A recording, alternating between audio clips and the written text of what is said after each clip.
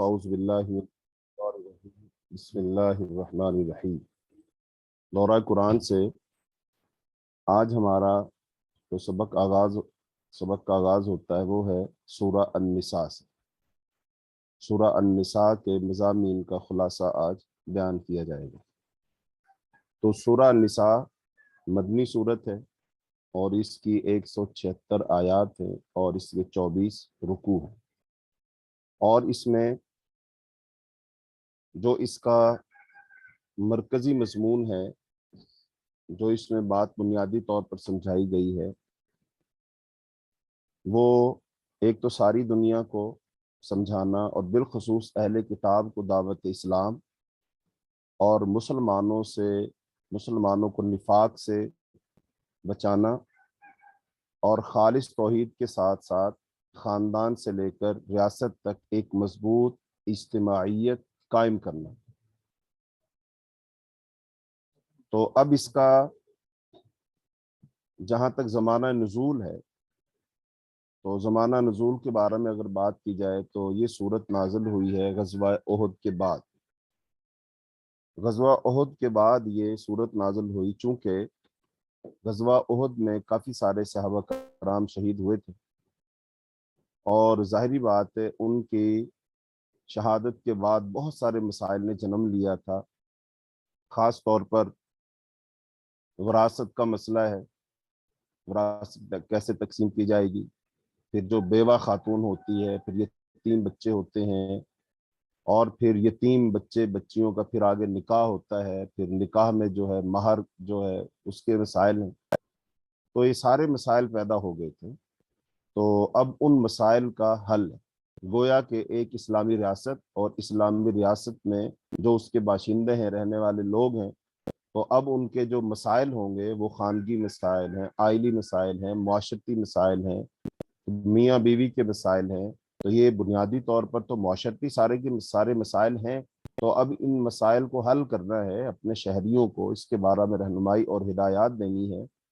تو اب اس کے بارے میں اس صورت کے اندر احکامات دیے گئے، جیسا کہ صورت کے نام سے ہی واضح ہے، سورۃ النساء، یعنی کہ اس صورت میں عورتوں کے بارے میں احکام اور مسائل بیان کی جائیں۔ اور بھی مسائل ہیں، لیکن خاص طور پر شروع میں جو عورتوں سے متعلق مسائل ہیں وہ اس کے اندر بیان کیے جائیں۔ اچھا، اس کے ساتھ ساتھ جب اس غزوہ میں مسلمانوں کے 70 جو افراد تھے وہ شہید ہو گئے، اور ان میں سے پھر جو خاص طور پر حضرت حمزہ رضی اللہ تعالیٰ عنہ اور دیگر کبار صحابہ وہ شہید ہوئے، تو اس سے جہاں تھے نا مشرکین مکہ کافر، ان کے جہاں حوصلے بڑھے، ان کے ساتھ ساتھ جو مدینہ منورہ میں منافقین تھے نا، ان کے حوصلے بھی بہت بڑھ گئے، اور ان کی ہمتیں بہت بڑھ گئی تھیں، اور وہ پہلے ذرا کوئی دبے دبے سے تھے، لیکن اب وہ ذرا گردن اٹھا کر چلنے لگے، اور اکڑ پھون کے اندر آ گئی۔ تو اب ان کے بارے میں بھی احکامات کے اب ان کے ساتھ کیا رویہ اپنانا ہے، اور اس کے ساتھ ساتھ یہودی قبیلے جو بنو نذیر کی جلا وطنی سے پہلے، اور یہودی اور منافقین کا بغض و عداوت کو کھل کر سامنے آ گیا۔ اس موقع پر ایک ایسی ریاست جو بالکل ابھی نوزائیدہ ہے، تو اسلام مملکت کے استحکام کے لیے منافقین کی سرگرمیوں کا نوٹس لینا ضروری تھا، جو اسلامی ریاست کو وہ کھوکھلا کر رہے تھے۔ چنانچہ یہاں اس صورت میں اسلام کے نظام معاشرت، نظام حکومت، نظام عدل کی وضاحت کی گئی ہے، اور اس کے ساتھ ساتھ اس میں جو صلاۃ خوف ہوتی ہے، کسی بھی خوف کے وقت جب نماز پڑھی جاتی ہے، خاص طور پر جنگ، وہاں پر جو نماز پڑھی صلاۃ خوف، اور پھر ایسے احکام تیمم، اس کے اندر یہ سارے احکام بہرحال بیان کیے گئے ہیں۔ تو اب اگر زمانہ نزول اور پھر اس کے جو احکام ہیں اس صورت کے اندر جو بیان کیے گئے ہیں، ان کو اگر ہم آیات کے لحاظ سے ترتیب دیں، کس آیت تک کون سا مسئلہ بیان کیا گیا ہے، تو وہ یہ ہے کہ آیت نمبر 1 سے لے کر آیت نمبر 43 تک حسن معاشرت کے احکام ہیں، اور آیت نمبر 44 سے لے کر 57 تک اہل کتاب کو دعوت اسلام ہے، اور پھر آیت نمبر 58 سے 59 تک اس میں حکومت اور رعایا کے جو حقوق ہیں، اور آیت نمبر 60 سے 104 تک، یعنی 44 آیات یہ منافقین اور جہاد کے بارے میں، اور 105 سے 100 آیت نمبر 115 تک اس میں قرآن پاک کو نازل کرنے کی جو حکمتیں ہیں وہ بتائی گئی ہیں، اور ایسی آیت نمبر 116 سے آیت نمبر 134 تک اس میں بنو اسماعیل اور بنو اسرائیل سے جو مجادلہ ہے، جھگڑا، تو وہ بتایا گیا ہے۔ اور اس کے بعد آیت نمبر 135 سے آیت نمبر 152 میں یہ نفاق سے بچ کر نظام عدل قائم کرنے کا حکم دیا گیا ہے، اور آیت نمبر 153 سے 175 تک یہ اہل کتاب بالخصوص عیسائیوں کے ساتھ جو ان کو دعوت دینا اور احسن طریقے سے ان کے دلائل کا رد کرنا، اور پھر جو اس میں آخری جو آیت ہے اس میں آیت نمبر 176 اس میں قانون وراثت کلالہ کا مسئلہ بیان کیا گیا ہے۔ تو یہ اس صورت کے مضامین ہیں جو اس کے اندر بیان کیے جائیں گے۔ تو اب آیت نمبر 1 سے آیت نمبر 143 تک، جس میں حسن معاشرت کا تذکرہ ہے، اور پھر اس میں جیسا کہ بتایا گیا غزوہ احد کے بعد جو صورتحال پیدا ہو گئی کہ اس میں بہت سارے لوگ شہید ہو گئے، تو اب ان کی جو بیوہ ہے یا ان کے بچے ہیں، اب ان کی وراثت کی تقسیم کیسے ہوگی، تو اب یہ سارے کے سارے مسائل یہاں سے شروع ہوتے ہیں۔ تو بسم اللہ الرحمن الرحیم۔ یا ایھا الناس، اے لوگو، اتقوا ربکم، اپنے رب سے ڈر جاؤ، الذی خلقکم من نفس واحدہ، جس نے تمہیں ایک جان سے پیدا کیا، وخلق منہا زوجہا، اور اسی سے اس کا جوڑا پیدا کیا، وبث منہما رجالا کثیرا ونساء، اور پھر پھیلا دیے بہت سے مرد اور عورتیں، واتقوا اللہ الذی تساءلون بہ والارحام، اور اللہ سے ڈرو جس کے واسطے سے تم آپس میں سوال کرتے ہو، اور رشتے توڑنے سے ڈرو۔ تو ان اللہ کان علیکم رقیبا، بے شک اللہ تم پر نگہبان ہے۔ ہاں جی، تو اب اس آیت میں ایک تو یہ بات بتائی گئی کہ اے لوگو اللہ سے ڈرو، تقوی اختیار کرنے کو حکم دیا گیا، اور دوسری یہ بات بتائی گئی کہ اللہ تعالیٰ نے تم سب کو، یعنی کہ سارے انسانیت کا جو آغاز ہوا ہے آدم علیہ السلام سے ہوا، آدم علیہ السلام کو تو اللہ نے اپنے ہاتھ سے بنایا، لیکن اس کے بعد جتنے بھی وہ انسان پیدا ہو وہ انہی سے ہیں، حتیٰ کہ جو ان کی بیوی ہیں حضرت حوا جو تھی، ان کو بھی اللہ نے آدم علیہ السلام سے ہی بنایا، اور پھر بہت سارے لوگ جب ان سے پیدا ہو گئے تو پھر وہ پھیل گئے زمین میں، تو فرمایا تم اللہ تعالی سے ڈر جاؤ اور رشتوں کو، ناتوں کو مت توڑو۔ تو چونکہ اب اسے بتایا گیا ہے کہ تمام انسان اولاد آدم ہیں، اور اس لحاظ کے ساتھ ہم سب کا آپس میں ایک تعلق ہے، تو لہذا پھر ہمیں اپنے رشتے ناتوں کو نہیں توڑنا چاہیے، اور اگر ہم ان رشتے ناتوں کو نہ توڑیں گے تو اس سے ایک محبت، مودت اور آپس میں اچھے تعلقات پیدا ہوں گے، جس سے ایک اچھا معاشرہ وجود میں آتا ہے، پھر اچھے معاشرے کے ساتھ ایک ریاست وجود میں آتی ہے، پھر اس ریاست کے اندر جب امن و امان ہوتا ہے تو پھر وہاں کے رہنے والے امن اور سکون کے ساتھ زندگی گزارتے ہیں۔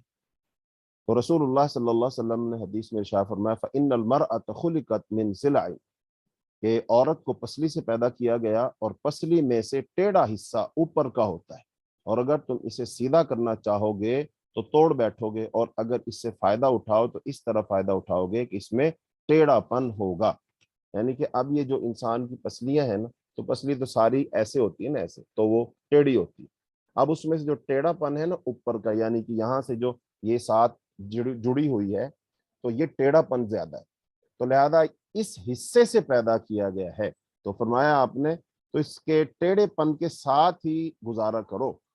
اور اگر کوئی کہے گا کہ میں عورت کو بالکل سیدھا کر دوں اور اس میں تو بالکل کوئی بل کس رہے گا ہی نہیں، میں تو اس کو سیدھا کر کے چھوڑوں گا، تو اس کا نقصان ہوگا کہ تم اس کو توڑ دو گے، اور توڑنے سے کیا مراد ہے؟ طلاق دے دینا،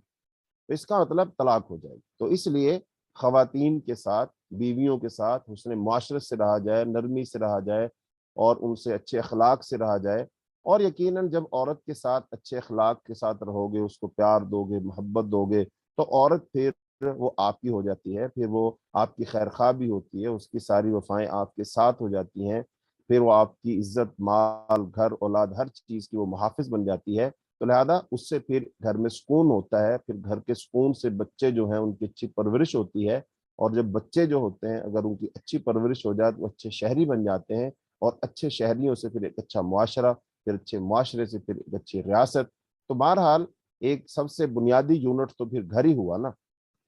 تو گھر میں میاں بیوی ہیں اور میاں بیوی کے تعلقات آپس میں اچھے ہونے چاہیے. آگے اللہ تعالیٰ نے فرمایا یتیموں کے بارے میں, آیت نمبر 2 ارشاد فرمایا وَآتُوا الْيَتِيمَ أَمْوَالَهُمْ وَلَا تَتَبَدَّلُوا الْخَبِيثَ بِالطَّيِّبِ, اور یتیموں کو ان کے مال دے دو, اچھے مال کو برے مال سے نہ بدلو, اور تم ان کے مال اپنے مال کے ساتھ ملا کر نہ کھا جاؤ, بے شک یہ بہت بڑا گناہ ہے. اگر تمہیں ڈر ہو کہ تم یتیم لڑکیوں کے بارے میں انصاف نہ کر سکو گے تو ان کی بجائے ان عورتوں میں سے جو تمہیں اچھی لگیں 2-2 3-3 اور 4-4 سے نکاح کر لو. پھر اگر تمہیں ڈر ہو کہ تم انصاف نہ کر سکو گے تو ایک ہی سے نکاح کرو یا اپنی ملکیت کی لونڈیوں سے ازدواجی تعلق رکھو, یہ زیادہ بہتر ہے کہ اس طرح تم نا انصافی کرنے سے بچے رہو. اور عورتوں کو ان کے مہر خوشی سے دے دو, پھر اگر وہ دل کی خوشی سے تمہیں کچھ مہر چھوڑ دیں تو تم اسے شوق سے کھا سکتے ہو. ہاں جی, اس کے اندر ایک تو یتیموں کے بارے میں بتایا گیا کہ یتیم کا جو مال ہے نا اس کو, اب بچہ یتیم جب ہوتا ہے چھوٹا ہوتا ہے, اور جو چھوٹا بچہ ہوتا ہے اس کا باپ فوت ہو گیا تو پھر اب اس کے وارث تو اس کے چچا تایا وہی بنے نا. اب ایسا نہ ہو کہ اب وہ جناب اس کا اچھا مال لے لیں اور جو ردی اور گھٹیا مال ہے وہ چھوڑ دیں اور بعد میں کہہ دیں بھائی تمہارا باپ تو یہ چھوڑ کر مرا تھا. تو اللہ پاک نے فرمایا نہیں, ایسا مت کرو. اور پھر ان کا مال جو ہے نا وہ غلط طریقوں سے بہانوں سے مت کھا جاؤ. مطلب اس کے لیے کبھی آپ نے کوئی گھر بنانا شروع کر دیا, کبھی کوئی گاڑی لے لی کہ چلو جی ہم آپ کے لیے گاڑی خرید لیے تاکہ اس میں تم سفر کر سکو وغیرہ وغیرہ, اور پھر اس سے مقصد کیا ہو کہ گاڑی کو جناب اپنے استعمال میں, اس بچے نے کہاں جانا ہے, اس کی والدہ نے کہاں جانا ہے, لہذا اپنے عیش و آرام میں اس کے سارے پیسے اڑاتے رہو, گاڑیاں خوب استعمال کرو, گھر استعمال کرو, اور اس کے نام پر چیزیں خرید کے استعمال کرتے رہو, اور کہہ دینا بھائی ہم نے تو تمہارے لیے خریدا تھا. اس کا مطلب ہے یہ تم اس کا مال ظلم کے ذریعے سے کھا رہے ہو. اور اس کے بعد ایک اور مسئلہ یہ ہے کہ اب جو لڑکیاں ہیں وہ تمہاری بھتیجی ہے, بھانجی ہے, تو اب ظاہری بات ہے ان کی پرورش تم کر رہے ہو نا.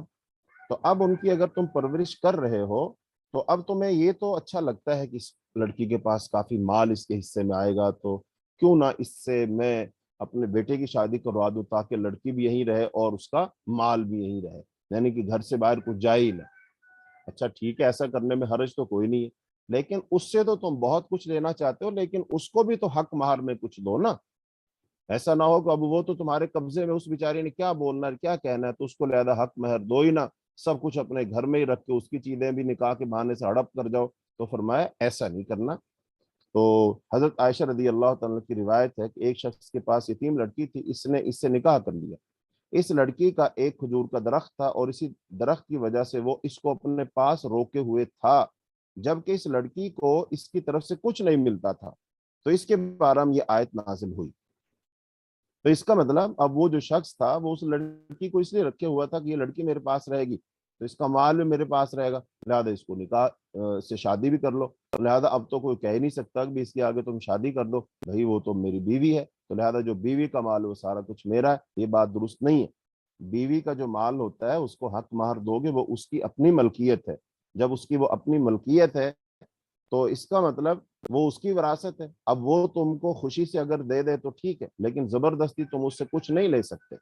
یعنی ایسا نہیں ہو سکتا کہ بیوی کو دھمکی لگا دو کہ یہ تو سارا مال مجھے دے دو وگرنہ پھر میں تمہیں طلاق دے دوں گا. یا پھر ہمارے ہاں جیسے معاشرے کے اندر ہوتا ہے کہ بیوی پر بڑا روب داب جمایا جاتا ہے, اور پھر اس کی جناب جو ملکیت میں چیز اس کے زیورات ہوتے ہیں جو اس کے ماں باپ نے بنائے یا تم حق مہر میں جو دیے, ان کو بھی جو خامد ہوتا وہ یہی سمجھتا یہ تو بس مال اپنا ہی ہے, بھلے اس سے پوچھو نہ پوچھو, جب چاہو اس کو بیچ دو, جب چاہو اس سے لے لو. اور عورت بیچاری نے کیا کہنا ہے, لہذا ایسا مت کرو. لہذا اس کا حق مہر تم اس کو پورا ادا کرو گے, جب حق مہر ادا کر دو گے وہ اس کی ملکیت ہے. ہاں اپنی خوشی سے بھلے تمہیں سارا چھوڑ دے, آدھا چھوڑ دے, جتنا بھی چھوڑ دے, تو وہ اس کی اپنا اختیار ہے, لیکن تم یہ نہیں کر سکتے. اور ایک بات اس میں یہ بتائی گئی کہ جو مسلمان مرد ہے اس کو 4 شادیاں کرنے کی اجازت ہے, 4 شادیاں کرنے کی اجازت ہے. لیکن 4 شادیاں تو کر سکتا ہے, لیکن ظاہری بات ہے پہلے 1 کرے گا, 2 کرے گا. تو اب اگر وہ عدل و انصاف نہیں کر سکتا تو پھر وہ 1 کرے گا, وہ 1 کرے گا. جیسا کہ حدیث میں آتا ہے کہ ایک صحابی تھے غیلان بن سلمہ ثقفی, جب مسلمان ہوئے تو ان کے نکاح میں 10 عورتیں تھیں، تو نبی صلی اللہ علیہ وسلم ان سے فرمایا اختر منہن اربعا، ان میں سے 4 کا انتخاب کر لو۔ حضرت عمر رضی اللہ تعالیٰ کے عہد میں انہوں نے اپنی بیویوں کو طلاق دے دی اور مال اپنے بیٹوں میں تقسیم کر دیا۔ تو حضرت عمر کو جب اس بات کا علم ہوا تو آپ نے فرمایا کہ معلوم ہوتا ہے کہ شیطان نے تمہاری موت کی خبر سن لی ہے اور اس نے تمہارے دل میں ڈال دیا ہے کہ اب تم تھوڑا عرصہ ہی دنیا میں رہو گے، اللہ کی قسم تم یا تو اپنی بیویوں سے رجوع کر لو گے اور اپنے مال کو واپس لے لو گے، یا پھر انہیں تمہارا وارث قرار دے دوں گا اور حکم دے دوں گا کہ تمہاری قبر کو بھی اس طرح رجم کیا جائے جس طرح ابو رغال کی قبر کو رجم کیا جاتا ہے۔ تو اس کا مطلب اس سے کئی باتیں معلوم ہوئی اس روایت سے کہ ایک تو یہ ہے کہ 4 بیویاں رکھ سکتے ہیں، 4 سے زیادہ نہیں رکھ سکتے۔ اچھا، اب اگر کوئی ایک سے زیادہ بیوی رکھنا چاہتا ہے تو ان کے درمیان عدل شرط ہے، تو فرمایا نا فَإِنْ خِفْتُمْ أَلَّا تَعْدِلُوا فَوَاحِدَةً وَمَا مَلَكَتْ أَيْمَانُكُمْ، پھر اگر تمہیں ڈر ہو کہ انصاف نہ کر سکو گے تو ایک ہی نکاح کرو یا اپنی ملکیت کی لونڈیوں سے ازدواجی فائدہ اٹھاؤ۔ اچھا، اب یہ جہاں تک انصاف کا معاملہ ہے نا، انصاف کا معاملہ ایک ہے ظاہری معاملہ، تو ظاہری معاملات میں تو بندہ انصاف کر سکتا ہے، لیکن جو دل ہوتا ہے اس پر کسی کا اختیار نہیں ہوتا۔ ظاہری معاملات سے مراد کیا ہے کہ بھئی ایک جیسا سب کے پاس گھر ہو، ایک جیسے کپڑے ہوں، کھانے پینے کا خیال رکھیں، ایک جیسا سب کو ٹائم دیں آپ، تو یہ تو ظاہری معاملات ہو گئے۔ لیکن اب اگر کسی بیوی کا اخلاق اچھا ہے، وہ ادب و احترام زیادہ کرتی ہے، یا وہ آپ سے چاہت زیادہ رکھتی ہے، ہاں ظاہری بات ہے اس معاملہ میں آپ کا دل کسی کی طرف اگر مائل ہو جاتا ہے یا وہ اپنی طرف مائل کر لیتی ہے، ہاں یہ پھر الگ معاملہ، اس پر مواخذہ نہیں ہوگا، اس پر پکڑ نہیں ہوگی۔ تو لہذا اس لیے تمام بیویوں کو چاہیے کہ پھر اپنے خامد کے ساتھ وہ اچھے طریقے کے ساتھ پیش آئیں۔ تو آگے پھر فرمایا یتیموں کے بارے میں، پھر فرمایا وَلَا تُؤْتُوا السُّفَهَاءَ أَمْوَالَكُمُ الَّتِي جَعَلَ اللَّهُ لَكُمْ قِيَامًا، اور تم اپنے وہ مال نادان لوگوں کی سپرد نہ کرو جو اللہ نے تمہارے لیے گزر بسر کا ذریعہ بنائے، البتہ ان میں سے انہیں کھانے اور پہننے کے لیے دو اور ان سے اچھی بات کرو، اور تم یتیموں کی جانچ پرکھ کرو یہاں تک کہ وہ نکاح کی عمر کو پہنچ جائیں، پھر اگر تم انہیں سمجھدار پاؤ تو ان کے مال ان کے سپرد کر دو، اور تم ان کے مال حد سے بڑھ کر اور جلدی کرتے ہوئے اس خیال سے نہ کھا جاؤ کہ وہ بڑے ہو جائیں گے اور اپنا حق مانگیں گے، اور جو سرپرست مالدار ہو وہ یتیم کا مال کھانے سے بچے، اور جو غریب ہو وہ جائز طریقے سے اس کا مال کھا سکتا ہے۔ پھر جب تم ان کے مال ان کے سپرد کرو تو ان پر کسی کو گواہ ٹھہرا لو اور اللہ حساب لینے والا کافی ہے۔ تو اس میں یہ بات سمجھائی گئی کہ ایک تو جو آپ کے زیر دست لوگ ہوں لہذا ان کو دستور کے مطابق ان پر خرچ کرنا چاہیے۔ دوسری بات یہ بتائی گئی کہ جو یتیم ہے ان کا مال تمہارے پاس ہے تو ایک تو اس کو جلدی جلدی مت کھا جاؤ۔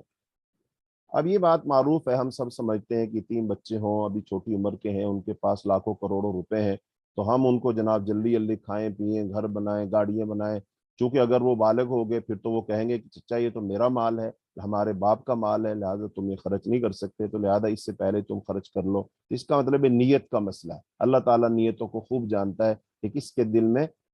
کیسی نیت ہے۔ اور پھر اس کے بعد ہی فرمایا کہ اگر یتیموں کو تم نے ان کا مال سپرد کرنا ہی ہے تو ایک دفعہ ہی سارا مال نہ دے دو۔ مثال کے طور پر آپ کے پاس کسی یتیم کا 1 کروڑ روپیہ ہے، تو آپ 1 کروڑ اس کے سپرد کر دیں گے، تو وہ ابھی نہ سمجھ بچہ ہے، ابھی بالغ ہوا ہے، تو وہ تو ایسے اس کو اڑا دے گا، لوگ اس کے ساتھ ایسے مل جائیں گے، آوارہ قسم کے لوگوں کی سنگت اختیار کر لے گا، اور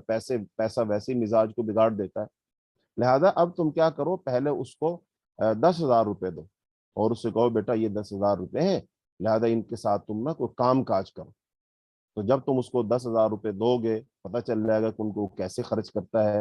اور کوئی کام کاج اس نے کیا تو اس میں بچت آئی یا اس میں نقصان ہوا، تو اس سے آپ کو سمجھ آ جائے گی۔ اگر اس کے بعد پھر تمہیں دینا ہو، تم سمجھو کہ نہیں کچھ بہتر ہے، تو اس کو پھر ایک دفعہ 1,00,000 روپیہ دے دو، 1,00,000 روپے، پھر نگرانی کرو اس کی، اس سے حساب لو، اس سے پوچھو، تو جب تم دیکھو کہ ہاں اب بچہ سمجھدار ہو گیا ہے، نفع نقصان کو جاننے لگا ہے، ہاں پھر اس کا مال اس کے سپرد کر دو، لیکن اس وقت گواہ بھی بنا لو۔ ایسا نہ ہو کہ وہ بچہ کہے کہ جی تم نے تو مجھے 1 کروڑ کی وجہ تم نے تو صرف مجھے 50,000 روپے 50 لاکھ دیے تھے، باقی تو تم نے دیے نہیں تھے، تو لہذا جب تم مال واپس کرنے لگو تو کیا کرو، گواہ بنا لو، تاکہ پھر وہ لوگ گواہی دیں کہ بھائی اتنا مال تمہارے سپرد کیا گیا تھا۔ آگے وراثت کے مسائل ہے، آیت نمبر ہاں جی، آگے اللہ تعالیٰ نے ایک اور بات حسن معاشرت کے حوالے سے یہ بات ارشاد فرمائی کہ جیسے آیت نمبر 7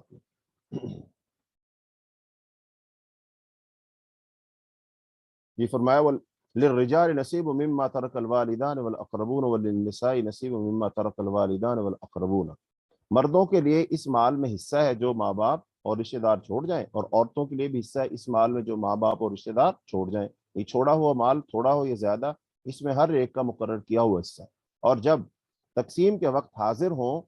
دور کے رشتہ دار یتیم اور مسکین تو انہیں بھی اس میں سے کچھ دے دو اور ان سے اچھی بات کہو، اور لوگوں کو اس بات سے ڈرنا چاہیے اگر وہ مرتے وقت اپنے پیچھے بے بس اولاد چھوڑ جائیں تو انہیں ان کے بارے میں کتنی فکر ہوگی، چنانچہ انہیں اللہ سے ڈرنا چاہیے اور سیدھی بات کہنی چاہیے۔ بے شک جو لوگ یتیموں کا مال ظلم کے ساتھ کھاتے ہیں وہ اپنے پیٹ میں آگ بھرتے ہیں اور وہ جلد دہکتی آگ میں داخل ہوں گے۔ تو اس میں یہ بتایا گیا کہ مردوں کے بھی حقوق ہیں اور عورتوں کے بھی حقوق ہیں، تو مردوں کے حقوق بھی ملیں گے، عورتوں کے حقوق بھی ملیں گے، اور یہ بات بتائی گئی کہ جب وراثت تقسیم ہو رہی ہو اور پھر یتیم غریب اس وقت آ جائیں تو ان کو اس میں سے کچھ نہ کچھ دو۔ اب دینے سے مراد یہ نہیں ہے کہ ان کو جناب اگر ایکڑ زمینیں ہیں تو ایکڑوں کے حساب سے مرلوں کے حساب سے دے دو، نہیں، ان کو ویسے نقدی کی صورت میں کچھ دے دو، کھانے پینے کے لیے کچھ دے دو، تو یہ اس طریقے سے دے دینا چاہیے۔ اور آگے فرمایا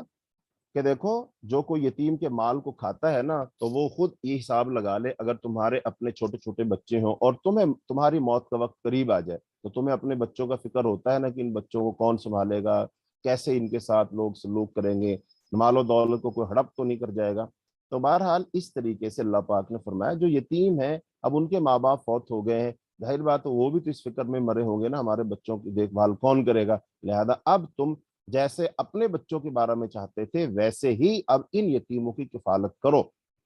اور اگر تم نے ظلم کے ساتھ یتیموں کا مال کھایا تو تم پھر اپنے پیٹ میں وہ صرف کھانا پینا نہیں بھر رہے ہو بلکہ تم اپنے پیٹ میں جہنم کی آگ بھر رہے ہو، اور یہ آگ بالآخر تمہیں بڑی آگ سے جا کر ملا دے گی، یعنی کہ پھر تم جہنم میں داخل ہو جاؤ گے۔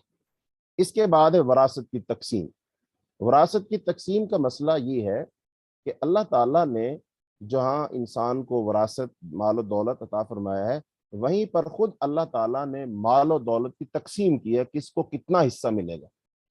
کس کو کتنا حصہ ملنا ہے، یہ تقسیم خود اللہ رب العالمین نے کر دی۔ چونکہ انسان تو بعض دفعہ جو ہے نا باپ بیٹوں سے تنگ آ جاتا ہے، اور وہ ہو سکتا ہے ایک بیٹے سے زیادہ خوش ہو اور ایک بیٹے کو سارا کچھ دے جائے اور باقیوں کو کچھ دے ہی نہ، نہیں ایسا نہیں ہے، اللہ پاک نے تقسیم کر دے خود۔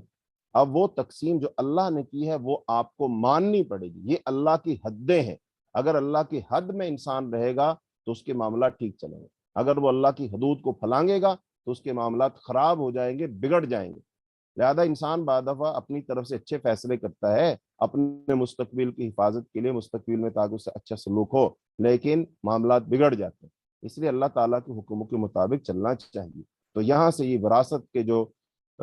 حصص ہیں نا، تقسیم وراثت کا حکم یہ اللہ پاک دے رہے، وراثت کیسے تقسیم ہوگی جب کوئی شخص فوت ہو جائے گا۔ تو اس بات کو یہ سورہ نساء کی آیت نمبر 11 ہے، 11 اور 12، یہاں سے یہ وراثت تقسیم، تو اس بات کو نوٹ کر لیا جائے،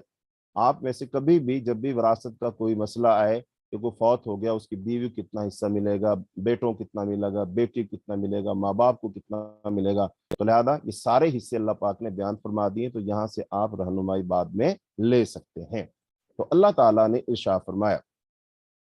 یوصیکم اللہ فی اولادکم للذکر مثل حظ الانثیین، اور تمہاری اولاد کے بارے میں وصیت کرتا ہے اللہ کہ مرد کا حصہ دو عورتوں کے برابر ہے، پھر اگر دو یا دو سے زیادہ عورتیں ہی ہوں تو ان کے لیے ترکے میں 2/3 حصہ ہے، اور اگر ایک ہی لڑکی ہو تو اس کے لیے آدھا حصہ ہے، اور اگر اس مرنے والے کے ماں باپ میں سے ہر ایک کے لیے ترکے میں 1/6 حصہ ہے اگر اس کی اولاد ہو، پھر اگر اس کی اولاد نہ ہو اور اس کے ماں باپ ہی اس کے وارث ہوں تو اس کی ماں کے لیے تیسرا حصہ ہے، پھر اگر اس مرنے والے کے एक से ज्यादा भाई बहन हो तो इसकी माँ के लिए छठा हिस्सा है। ये तकसीम इसकी वसीयत पर अमल या कर्ज अदा करने के बाद होगी। तुम्हारे बाप और तुम्हारे बेटे, तुम नहीं जानते कि इनमें से कौन नफा के लिहाज से तुमसे ज्यादा करीब है। ये तकसीम अल्लाह की तरफ से मुकर्रर है, बेशक अल्लाह ताला खूब जानने वाला, बड़ी हिकमत वाला है। हाँ जी, आगे फरमाया, वलकुम निस्फु मा तरका अज़वाजुकुम, और तुम्हारी बीवियों के तरके में तुम्हारा आधा हिस्सा है अगर इनकी औलाद ना हो। फिर अगर इनकी औलाद हो तो इनके तरके में तुम्हारा चौथा हिस्सा है। ये तकसीम इनकी वसीयत पर अमल या कर्ज अदा करने के बाद होगी। और अगर तुम्हारी औलाद ना हो तो तुम्हारे तरके में तुम्हारी बीवियों का चौथा हिस्सा है। फिर अगर तुम्हारी औलाद हो तो तुम्हारे तरके में उनका यानी बीवियों का आठवां हिस्सा है। ये तकसीम तुम्हारी वसीयत पर अमल या कर्ज अदा करने के बाद होगी। और अगर वो आदमी जिसका विरसा तकसीम किया जा रहा हो, इसका बेटा हो ना बाप, या ऐसी ही औरत हो और इसका एक भाई या एक बहन हो, तो इन दोनों में से हर एक के लिए छठा हिस्सा है। फिर अगर इनकी तादाद इससे ज्यादा हो तो वो सब एक तिहाई हिस्से में शरीक होंगे। ये तकसीम इसकी वसीयत पर अमल या कर्ज अदा करने के बाद होगी, जबकि वो किसी को नुकसान पहुंचाने वाला ना हो। ये अल्लाह की तरफ से ताकीद है और अल्लाह खूब जानने वाला और बड़े हौसले वाला है। तिल का हुदूदुल्लाह, ये अल्लाह की हदें हैं, और जो अल्लाह और उसके रसूल की फरमाबरदारी करेगा इसे अल्लाह ऐसे बागों में दाखिल करेगा जिनके नीचे नहरें बहती हैं, वो इनमें हमेशा रहेंगे, और ये बहुत बड़ी कामयाबी है। और जो कोई अल्लाह और उसके रसूल की नाफरमानी करेगा और इसकी हदों से आगे निकलेगा तो अल्लाह इसे आग में दाखिल करेगा जिसमें वो हमेशा रहेगा, और इसके लिए रुसवा करने वाला अजाब है। हाँ जी, तो ये वरासत की तकसीम के अहकाम अल्लाह पाक ने बयान फरमाए। अब इस वरासत की तकसीम में अगर हम उसको आम फहम अंदाज में समझने की कोशिश करें, ये है कि एक मर्द है, एक औरत। अब जाहिर बात है, मर्द की भी वरासत है जो तकसीम होगी और औरत की भी वरासत है जो तकसीम होगी। जो मर्द है वो अपनी बीवी की विरासत में हिस्सेदार बनेगा, और जो बीवी है वो अपने खामद की विरासत में हिस्सेदार बनेगी। इससे ये तो साबित हो गया ना, जैसे मर्द के लिए अपनी जो विरासत होती है वो भले पैसे की सूरत में है, जमीन जायदाद की सूरत में है, किसी भी सूरत में है, वो मर्द की भी होगी और बीवी की भी होगी, यानी मियाँ बीवी दोनों की विरासत होगी। एक बात तो ये समझ आ। अच्छा, अब दूसरी मोटी सी ये बात, जब वरासत तकसीम की जाएगी तो वरासत तकसीम करने से पहले दो काम किए जाए। नंबर एक, अगर उसके जिम्मा कोई कर्ज है, यानी एक बंदे की जमीन जायदाद है, घर है, दुकान है, कुछ भी है, लिहाजा उसने अगर किसी से कर्ज लिया हुआ था तो पहले उसका कर्ज अदा किया जाए, उसका कर्ज अदा किया जाए। और दूसरा, उसकी अगर उसने किसी के बारे में कोई वसीयत की है तो उसकी वसीयत पूरी की जाए।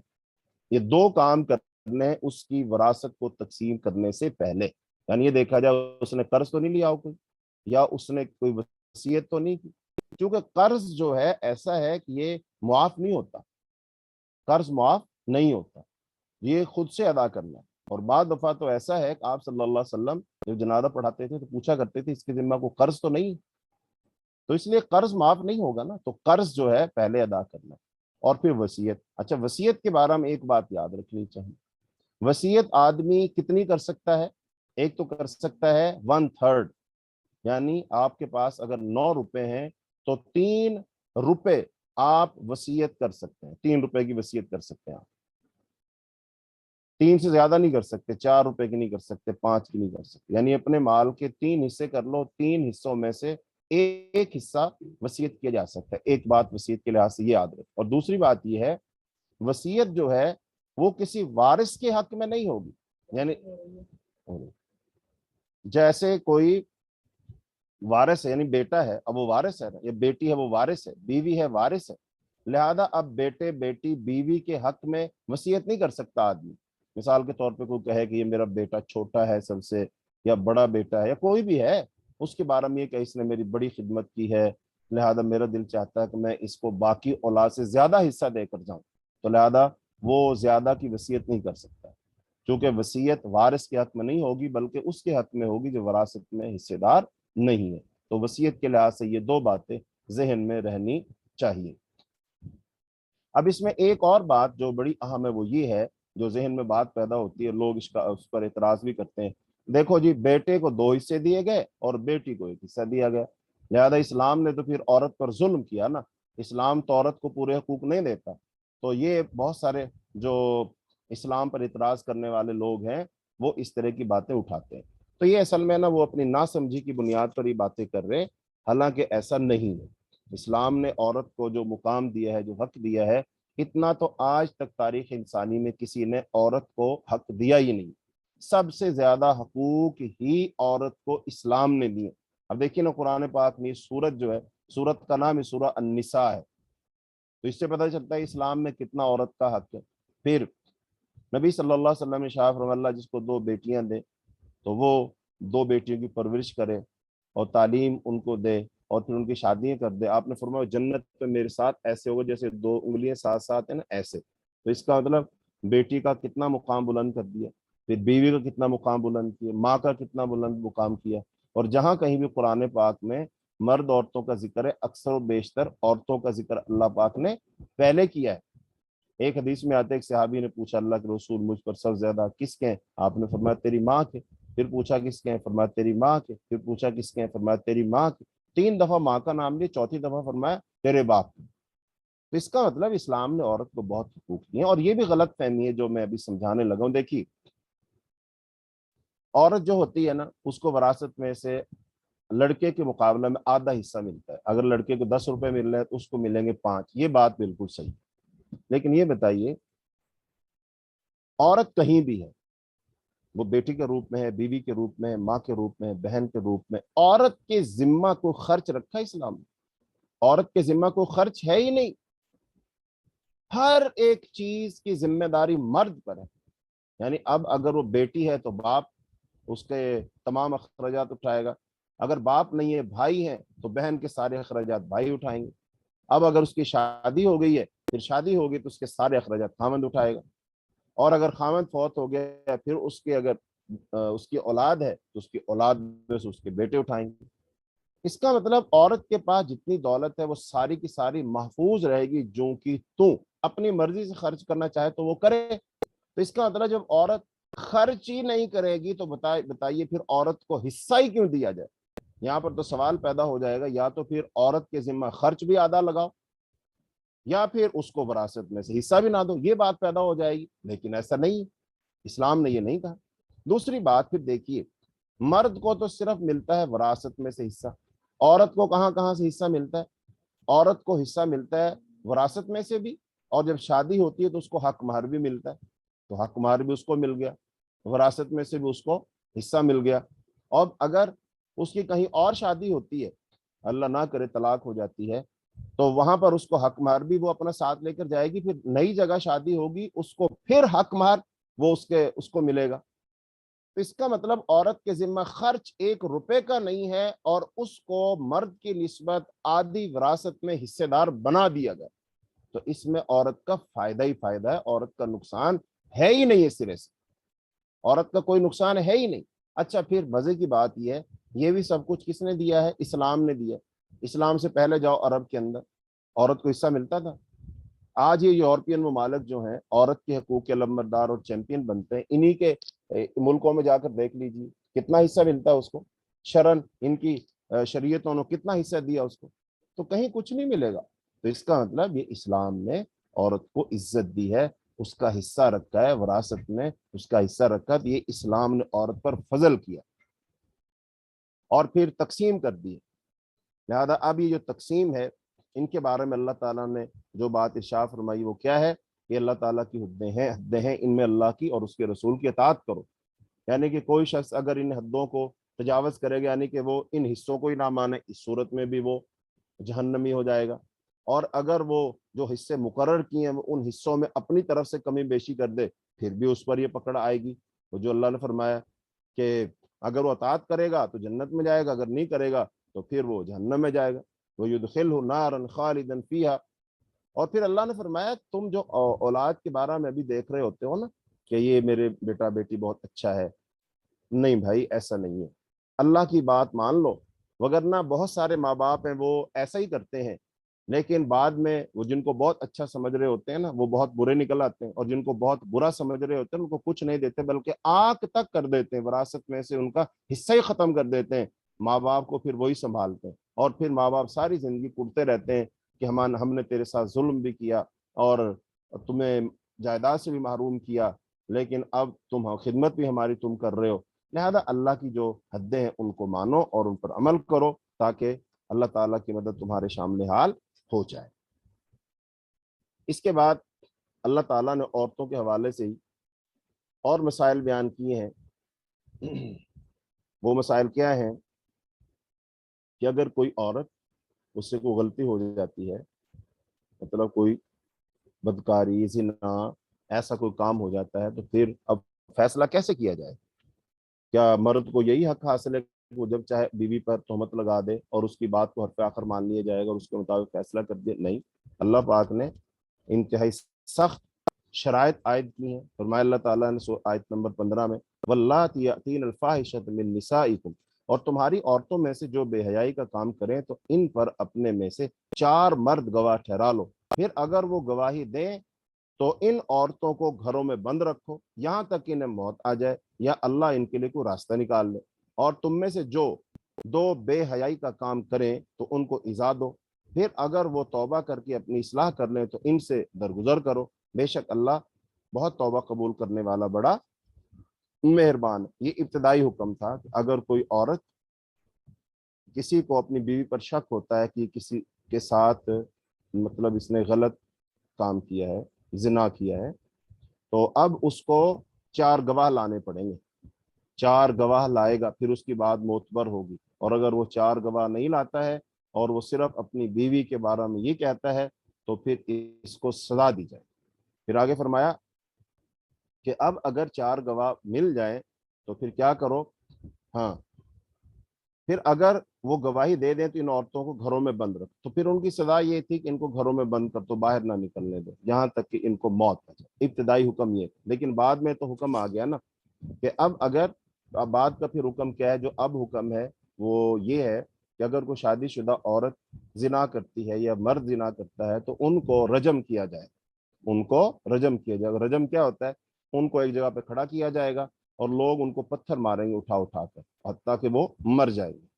لہذا اب پہلا حکم منسوخ ہو گیا اور اب یہ حکم ہے کہ ان کو وہ سزا دی جائے گی، ان کو رجم کیا جائے گا۔ یہ 3 ہی وجہ سے کسی کو قتل کیا جا سکتا ہے نا، یا تو بدلے میں کسی کو قتل کیا جا سکتا ہے، یا کوئی مرتد ہو جائے تب قتل کیا جا سکتا ہے، اور اگر کوئی شادی شدہ مرد عورت زنا کر لے تو پھر ان کو قتل کیا جا سکتا ہے۔ تو یہ اللہ تعالیٰ نے حکم عطا فرمائے۔ اب بعض لوگ کہتے ہیں دیکھو جی اسلام کی تو سزائیں بڑی سخت ہوتی ہیں فلاں فلاں فلاں۔ دیکھو اللہ تعالیٰ انسان کا سب سے زیادہ خیر خواہ ہے، اللہ سے بڑا انسان کا کوئی خیر خواہ ہے ہی نہیں، اور اگر کوئی یہ دعویٰ کرتا ہے تو وہ صاف صریحاً جھوٹ بولتا ہے۔ اور یہ جو کتاب ہے قرآن پاک اور اسلام میں اللہ کا دین ہے، یعنی اللہ کی طرف سے نازل کردہ احکام ہے، اور اس میں انسان کا یقیناً فائدہ ہے۔ وہ کیسے فائدہ ہے؟ پیچھے ہم نے پڑھا وَلَكُمْ فِي الْقِصَاصِ حَيَاةٌ، تمہارے لیے قصاص میں حیات ہے، قصاص میں بدلے میں زندگی۔ کیسے کہ جب تم قصاصاً کسی کو قتل کرتے ہو نا، ایک بندہ قتل ہوتا ہے اور ہزاروں لوگ وہ بچ جاتے ہیں، پھر قتل کا رستہ ہی رک جاتا ہے نا۔ تو ایسے ہی اب اگر کوئی شخص زنا کرے گا، جب وہ زنا کرے گا تو ظاہر بات اس کو سخت ترین سزا دی جائے لوگوں کے سامنے، آئندہ کوئی شخص زنا نہیں کرے گا تو سب کی عزتیں محفوظ ہو جائیں گی۔ اسی لیے مدینہ منورہ میں یا اسلامی ریاست کے اندر زنا کی ریشو 0 نہیں ہوتا تھا زنا، وجہ سخت سزا تھی نا۔ تو آج بھی دنیا میں بہت سارے ایسے کام ہیں جن کی سزائے موت ہے، تو اب وہ جرم جن کی وجہ سے دنیا میں سزائے موت دی جاتی ہے، آخر وہ کیوں دی جاتی ہے؟ اس لیے دی جاتی ہے کہ اس کا جرم بہت بڑا ہے۔ تو بنیادی طور پر یہ جو زنا کا کام ہے نا، یہ جرم بہت بڑا ہے، اس کو عام 2 لوگوں کا معاملہ سمجھتے، 2 لوگوں کا معاملہ نہیں ہے۔ اس سے معاشرت بگڑ جائے گی نا، معاشرے میں خرابی آ جائے گی، معاشرے میں بے حیائی آ جائے گی۔ جب معاشرے کے اندر بے حیائی آ گئی تو پھر بتائیے जब इस जिना के नतीजे में औलादें पैदा होने लगेंगी और फिर उन औलादों की जब तरबियत होगी आगे वो क्या गुल खिलाएंगे। इसीलिए यूरोप के अंदर मुआशरती निज़ाम, आइली निज़ाम, खानदान निज़ाम बिल्कुल बिखर गया, तबाह बर्बाद हो गया। क्यों? वहां पर ये जो मदर पिदर आज़ादी मिली ना, तो इसने तबाह बर्बाद कर दिया। और आज वहां के दानिश्वर इस बात को सर पकड़ के बैठे हैं और वहां की खातून वो इस्लामी औरत को रश्क भरी निगाहों से देखती है कि उसका खामद उसके साथ कितने हुस्न सलूक से पेश आता है। और जब बूढ़ी होती है तो उसकी औलाद होती है, उसके पोते पोतियां नवासे नवासियां होते हैं और जनाब उससे प्यार मोहब्बत करते हैं, उसको देखभाल करते हैं, उसकी खिदमत करते हैं। और वहां पर क्या होता है, वहां पर जैसे जैसे औरत बूढ़ी होती चली जाएगी वो फिर ओल्ड हाउसेस का वो का बोझ बन जाती है। और वहां पर जो मुलाजमीन हैं और वो उनके साथ जो सलूक करते हैं, ये फिर अगर आप पढ़ेंगे जो है रिपोर्टें आती रहती हैं तो आप देखेंगे उनके साथ जो सलूक होता है, बस अल्लाह ही माफ फरमाए कि उनके साथ क्या सलूक हो रहा होता है। तो वहां पर ऐसी दिलखराश दास्तानें हैं कि जो मरीज अपने बेडों पर लेटे होते हैं, लेटे लेटे उनकी कमरें उन पर जख्म बन जाते हैं और कोई देखभाल करने वाला नहीं होता। मुलाजमिन क्या करते हैं, सुबह आए एक इंजेक्शन लगा दिए, नशे का, पड़े रहो। शाम वाले आए, उन्होंने खाना वाना खिलाया, इंजेक्शन लगा दिए, पड़े रहो। तो इससे क्या हो गया, उनके जिस्म गल गए, पीप पड़ गया। तो बहरहाल ये इसका नतीजा है कि जब मदर पिदर आज़ादी होगी ना तो फिर माशरे के अंदर ये सारी की सारी बुराइयां आ जाएंगी। तो इसलिए हमें हुक्म दिया गया कि हम ये जो अल्लाह ताला ने पाबंदियां लगाई हैं ना, अगर कोई जिना करे तो उसको सजा दो, तो ये अल्लाह ताला की तरफ से इनके अंदर बहुत सारी हिकमतें पिन्हा हैं। अब इसके बाद है जो रज़ात के जो मसाइल है ना, दूध पिलाने का मसाइल, ये भी एक मुआशरती मसला है कि अगर कोई खातून किसी को दूध पिला देती है तो अब उसके फिर मसाइल क्या होंगे, वो फिर आपस में बहन भाई बन जाते हैं। तो अब वो कितनी दफ़ा दूध पिलाएगी तो वो बहन भाई बन जाएंगे। तो आगे अल्लाह पाक ने यहाँ पर उन रिश्तों का जिक्र किया है कि जो हराम है, यानी कि जिनसे निकाह नहीं हो सकता है। ये है आपकी आयत नंबर 23।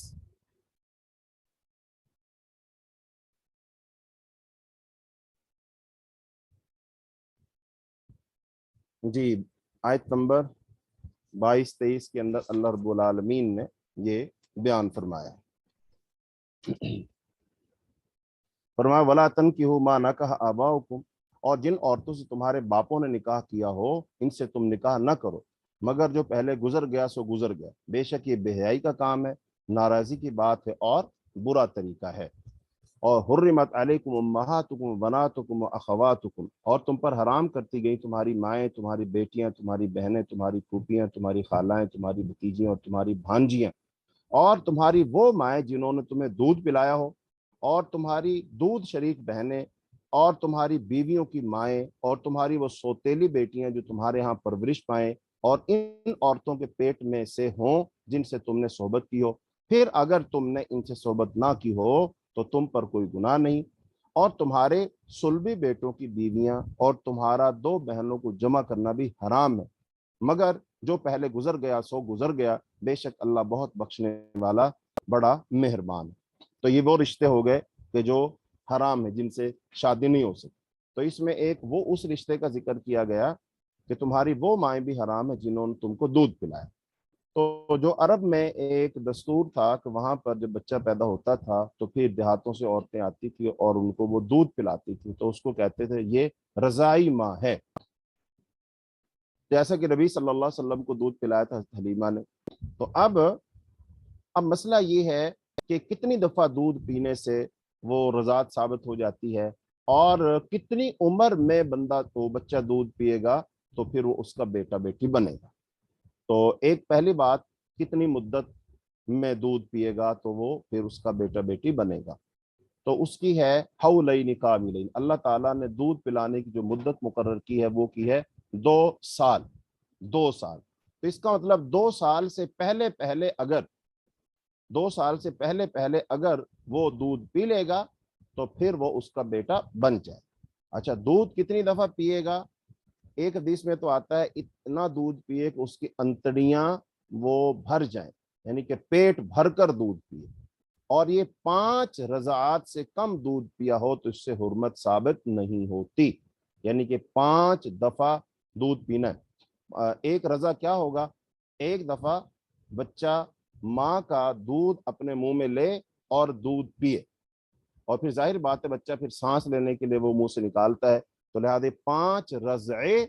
से अगर कम पिया होगा, यानी एक दफा, 2 दफा, 3 दफा पिया, तो उससे फिर वो रज़ात साबित नहीं होगी, और 5 दफा पिया होगा तो उससे साबित हो जाएगी, और फिर वो दूध शरीक बन जाएगा, और फिर उसे शादी नहीं होगी। मिसाल के तौर पर एक घर में ही जो है ना, जो दौरानी जिठानियां होती हैं, मसलन 2 भाई हैं, इकट्ठे ही रहते हैं, तो एक भाई की बीवी बाजार चली गई, उसका छोटा बच्चा था, तो उसकी ताई अम्मी घर थी, तो उसने उसको उठाया और उसको दूध पिला दिया। अब जाहिर बात है जिसने दूध पिया ये लड़का या लड़की है, तो अब ये लड़का और लड़की, अब उसके जो अपनी उसकी औलाद है उसका एक कजन हुआ ना, या कजन हुई, तो अब जब ये दोनों जवान हो जाएंगे तो जाहिर बात है फिर बाद दफा तो भाई भाई आपस में बच्चों की शादियां कर लेते हैं, तो लिहाजा इस लड़के और लड़की के साथ इन दोनों का आपस में निकाह नहीं हो सकता, इनका आपस में निकाह नहीं होगा, चूंकि ये तो दोनों बहन भाई बन गए ना, ये बहन भाई बन गए, इनके साथ निकाह नहीं हो सकता। अब बाकियों के साथ हो सकता है, इसके साथ नहीं हो सकता। तो इसलिए ये रज़ात के मसाइल आज भी मुआशरे में पेश आते हैं। खवातीन बेध्यानी के अंदर कोई बच्चा बहुत रो रहा होता है, चुप नहीं कर रहा होता, तो बाद अब उसको दूध पिला देते हैं, या फिर किसी की माँ फौत हो जाती है तो कोई दूसरी उसको दूध पिला देती है,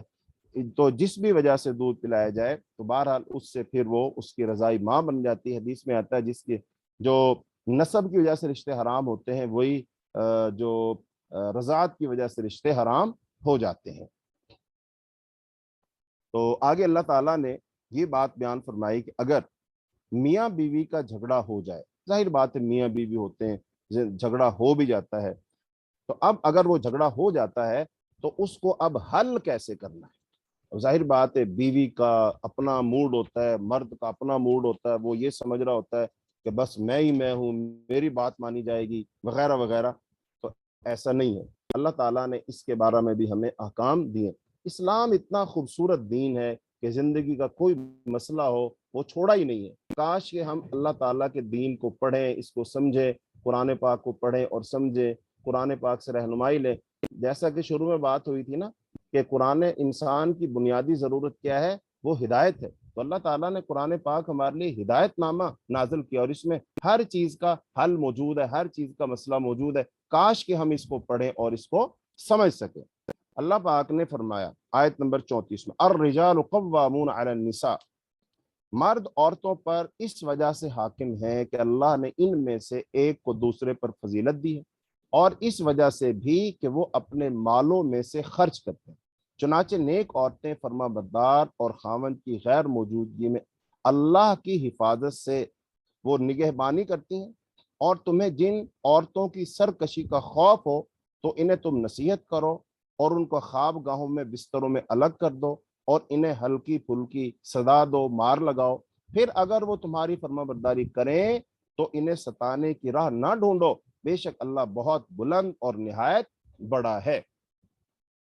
एक बात तो ये समझाई, औरत और मर्द में से दर्जा किसका बड़ा बनाया अल्लाह पाक ने, मर्द का बनाया। कव्वाम किसको बनाया, निगरान और हाकिम किसको बनाया, मर्द को बनाया। अब इसमें झगड़ा नहीं है। बाज जो शैतान सिफ्त लोग हैं ना, वो औरत को इस वजह से भड़काते हैं, देखो जी इस्लाम में तो मर्द का ऊंचा दर्जा बड़ा है, औरत का दर्जा कम है, तो लिहाजा ये तो बराबरी ना हुई। भाई बराबरी है ही नहीं, किसने कहा है बराबरी मर्द औरत में। ये उन लोगों का नारा है जिनके मुंह से शैतान बोलता है, जो शैतान के पैरोकार हैं, उन लोगों ने ये चीजें बनाकर मुआशरे के अंदर फैलाकर औरत का बेड़ा गर्क किया है। उसको इज्जत, तरक्की और आजादी के नाम पर घर की चार दीवारी, आराम और सुकून से निकाल कर उसको बाजार की जीनत बना दिया। वो दफातर में धक्के खाती फिर रही है। वो इस्लाम औरत से कहता है तू चार दीवारी में रह, आराम से खा पी, अपने नहा धो, खामद के लिए बन संवर तैयार हो, अपनी औलाद की तरबियत कर, अच्छे अफराद पैदा कर। इतनी बड़ी जिम्मेदारी है औरत की। अगर औरत इस बात को समझे, एक साइंसदान जहाज बना लेता है, एक साइंसदान एटम बम बना लेता है, और भाई एटम बम बनाना आसान है, जहाज बनाना आसान है, ये कंप्यूटर मोबाइल बनाना आसान है, ایک اچھا انسان معاشرے کو بنا کر دینا یہ مشکل ہے. بچے کو پیدا کرنا بہت آسان ہے، لیکن اس کو ایک اچھا انسان بنانا بہت مشکل ہے. تو ماں جو ہوتی ہے ایک اچھا انسان بناتی ہے. وہ اچھا انسان اگر بن جائے، آج معاشرے کو اچھے انسان کی ضرورت ہے. آج انسانوں میں انسانیت کی کمی ہے نا، جس کی وجہ سے زمین ظلم سے بھر گئی ہے. انسان انسان نہیں رہا، انسان کے اندر ایک درندہ پیدا ہو گیا. انسان نما درندے ہیں یہ لوگ جو انسانوں کو نوچ رہے ہیں. لہذا اب اگر یہ انسان درندہ بنا ہے تو اس میں بنیادی جو نقص ہے نا، فالٹ ہے، وہ کہاں ہے کہ اس کو ماں اچھی نہیں ملی. حضرت عمر رضی اللہ تعالیٰ کے زمانے میں ایک شخص آیا اور اس نے آ کر اپنے بیٹے کی شکایت کی کہ میرا بیٹا ایسا ہے، بد اخلاق ہے، بدتمیز ہے، میرے ساتھ یہ ظلم کرتا، یہ کرتا، وہ کرتا. حضرت عمر رضی اللہ تعالیٰ بڑے جلالی آدمی، انہوں نے پھر بلایا اس کو اور وہ آیا اور اس سے پوچھا گیا بتا بھائی کیا مسئلہ ہے. تو اس نے آ کر کہا دیکھو جی اس میں میرا قصور نہیں، اس میں نا اگر میں بد اخلاق ہوں، بدتمیز ہوں، اس میں میرے باپ کا قصور ہے. معاملہ الٹ ہو گیا. یا تو باپ بیٹے کی شکایت لگا رہا تھا، بیٹے نے باپ کی شکایت لگا کر باپ کو قصوروار ٹھہرا دیا. اس نے حضرت عمر رضی اللہ عنہ پوچھا کیسے؟ کہا جی آپ یہ پوچھیں میرے والد محترم نے جب شادی کی تھی تو کیا انہوں نے میرے لیے اچھی ماں ڈھونڈی تھی؟ اچھی سیرت والی، اچھے کردار والی، سمجھ بوجھ رکھنے والی، اچھی تربیت کرنے والی، کیا ایسی ماں ڈھونڈی تھی؟ تو لہذا مجھے ایسی ماں ہی نہیں ملی، تو میری اس نے تربیت ایسی نہیں کی، تو میری جیسی تربیت ہوئی ہے وہ تربیت بول رہی ہے. تو اس کا مطلب لوگ وہ نپولین کا قول ایک بڑا بیان کرتے ہیں. اس نے کہا تھا تم مجھے اچھی مائیں دو میں تمہیں اچھی قوم دوں گا. اور اس لیے لوگ تو یہ کہتے ہیں نا کہ شادی کے بعد میاں بیوی کو اچھی طریقے سے رہنا چاہیے، اس لیے ان کو تعلیم دو، تبلیغ کرو، تربیت کرو وغیرہ وغیرہ. اسلام یہاں سے شروع نہیں کرتا، اسلام بہت پیچھے شروع کرتا ہے. اسلام جب شادی کرنے کے لیے لڑکے لڑکیاں ڈھونڈتے ہیں نا، اس وقت ماں اچھی ڈھونڈتا ہے اسلام. اس لیے نبی صلی اللہ علیہ وسلم فرمایا عورت سے 4 صفتوں، 4 خوبیوں، 4 وجہ سے شادی کی جاتی ہے. 4 وجہ کون سی ہیں؟ نمبر 1 اس کے حسب نسب کی وجہ سے، نمبر 2 اس کی خوبصورتی کی وجہ سے، نمبر 3 اس کے مال و دولت کی وجہ سے، نمبر 4 اس کے دین کی وجہ سے. تو آپ نے فرمایا فَاظْفَرْ بِذَاتِ الدِّین، تو دین والی کے ساتھ کامیاب ہو جا. یعنی اگر تمہیں دین والی عورت مل جائے اس کے ساتھ کامیاب ہو جاؤ. یعنی باقی 3 صفات نہیں ہے، حسب نسب بھی اتنا اچھا نہیں ہے، خوبصورت بھی اتنی نہیں ہے، مال و دولت بھی اتنی نہیں ہے، دین ہے نا، اس کے ساتھ شادی کر لو، کامیاب ہو جاؤ. اس کا مطلب دین کو ترجیح دی ہے نا. جس کے پاس دین ہوگا ظاہری بات ہے وہ خاوند کے حقوق کو بھی سمجھے گی، اپنے حقوق بھی سمجھے گی، اپنے ساس سسر کے حقوق بھی سمجھے گی، اپنی اولاد کی تربیت بھی اچھی کرے گی. لہذا عورت کی بہت بڑی ذمہ داری تھی معاشرے کو اچھا فرد دینا. لہذا عورت کو آزادی کے نام پر گھر سے نکال لیا گیا، اور پھر عورت آج اس کا جو حال ہے نا، اس کو تو سٹیکر بنا دیا گیا نا، اس کو تو زینت بنا دیا گیا. لہذا جو مرد ہے اس کو قوام بنایا گیا ہے. تو نبی صلی اللہ علیہ وسلم نے اس بارہ میں عورت کو جو نصیحتیں فرمائی ہیں وہ چند ایک احادیث سن لیجئے. فرمایا نبی صلی اللہ علیہ وسلم نے اذا صلت المرأة خمسہا، جب عورت 5 نمازیں پڑھے، رمضان کے روزے رکھے، اپنے نفس کی حفاظت کرے اور اپنے شوہر کی اطاعت کرے، تو اس سے کہا جائے گا جنت کے جس دروازے سے چاہو داخل ہو جاؤ. تو اس میں خامد کی اطاعت کا ذکر آ گیا. ایک اور حدیث میں نبی صلی اللہ علیہ وسلم فرمایا لو کنت آمرا، اگر میں کسی کو یہ حکم دیتا کہ وہ کسی دوسرے کو سجدہ کرے تو میں بیوی کو حکم دیتا کہ اپنے شوہر کو سجدہ کرے، کیونکہ شوہر کا بیوی پر بہت بڑا حق ہے. تو اب یہاں سے دیکھیے اس حدیث میں کتنا حق نبی صلی اللہ علیہ وسلم نے بیان کیا. اس کا مطلب یہ ہے کہ اب اگر کسی نے نعوذ باللہ اگر کوئی اعتراض کیا نا میاں بیوی کے حقوق کی تقسیم پر، تو یا تو براہ راست وہ اللہ پر اعتراض کرے گا یا پھر رسول اللہ صلی اللہ علیہ وسلم کی ذات پر اعتراض کرے گا. ایک حدیث میں نبی صلی اللہ علیہ وسلم نے شاہ فرمایا اذا دعا الرجل امرأته الى فراشه، جب کوئی شخص اپنی بیوی کو اپنے بستر کی طرف بلائے اور وہ آنے سے انکار کر دے تو صبح تک فرشتے اس پر لعنت کرتے رہتے ہیں. اور صحیح مسلم کے الفاظ یہ، جب عورت اپنے شوہر کے بستر کو چھوڑتے ہوئے رات بسر کرے تو صبح تک اس پر فرشتے لعنت کرتے ہیں. اور ایک اور حدیث میں نبی صلی اللہ علیہ وسلم نے بیویوں کا کیا حق ہے یہ خامدوں کو نصیحت کرتے ہوئے فرمایا ہے کہ جب کھاؤ تو اسے بھی کھلاؤ، پہنو یا حاصل کرو تو اسے بھی پہناؤ، چہرے پر نہ مارو، گالی نہ دو، اور ترک نہ کرو مگر گھر ہی۔ ایک اور حدیث میں نبی صلی اللہ علیہ وسلم نے خطبہ حجۃ الوداع، جہاں آپ صلی اللہ علیہ وسلم نے مختصر وقت میں دین کا خلاصہ بیان کیا، تو وہاں آپ صلی اللہ علیہ وسلم نے قرآن و حدیث کے ہزاروں لاکھوں احکام میں سے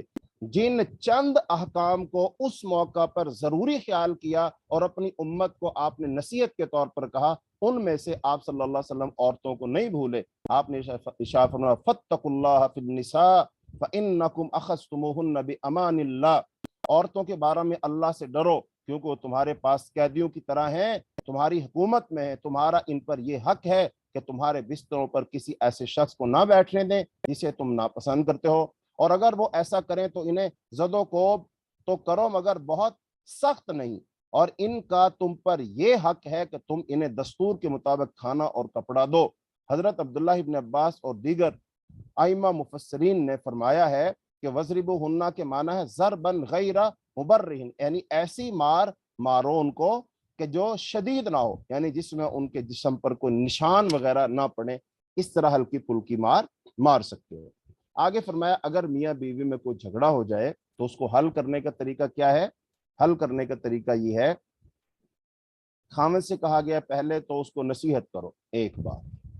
نمبر 2 کہا گیا نصیحت فائدہ نہ دے تو پھر ان کے بستر الگ کر دو 2 بار،